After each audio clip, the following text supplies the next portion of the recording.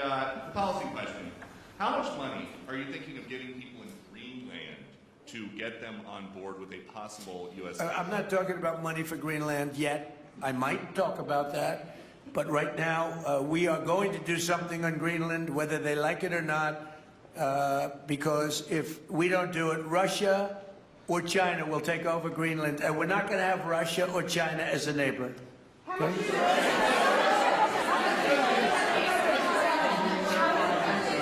I would like to make a deal, you know, the easy way, but if we don't do it the easy way, we're going to do it the hard way.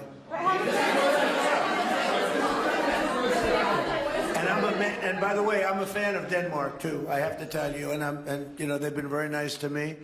I'm a big fan, but you know, the fact that they had a boat land there 500 years ago doesn't mean that they own the land.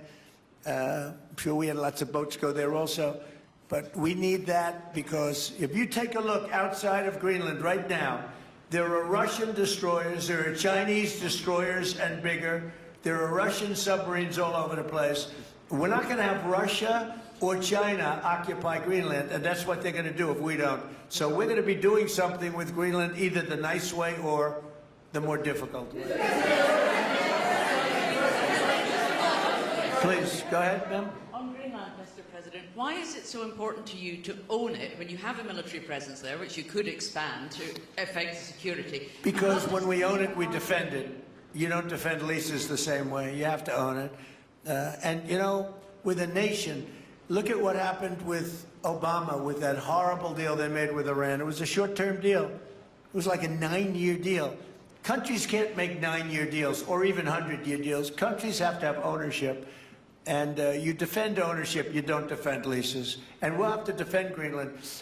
If we don't do it, China or Russia will. It's not going to happen. We are not going to have, and I like China, I like Russia, I love the people of China, I love the people of Russia. I get along very well with President Putin, but I'm very disappointed in him.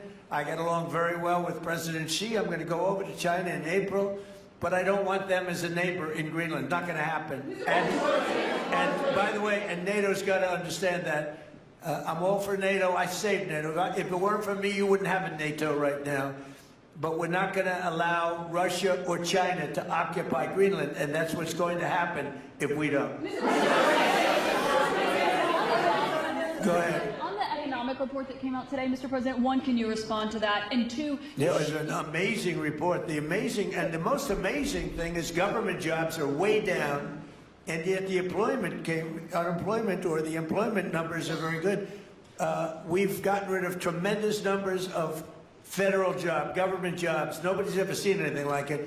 And yet the employment numbers are very good. They're really getting better. But now we have all those people to work in the private sector for a lot more money. I think that's one of the very big things. The other thing is at 5.4%.